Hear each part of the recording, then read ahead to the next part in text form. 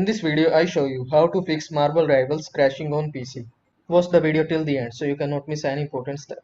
Number 1. Verify game files. Open Steam, right-click on the Marvel Rivals, select Properties. Then navigate to the Local Files tab and click Verify Integrity of Game Files. Number 2. Update Graphics Driver. Visit the website of your graphic card manufacturers like Nvidia or AMD. Download and install the latest driver compatible with your card.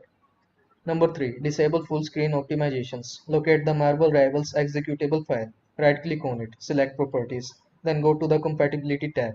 Check the box Disable full screen optimizations.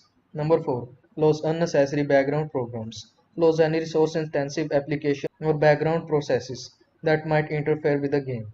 Number 6. Lower graphics settings. If your system is struggling, try reducing the game's graphics settings. Number 7. Reinstall the game. If none of the above solution work, try uninstalling and reinstalling Marvel Rivals. Hopefully this can solve your problem. So that's all for this video. I hope this video was helpful to you. Don't forget to like this video and subscribe to my channel for more of this type of videos. Thanks for watching.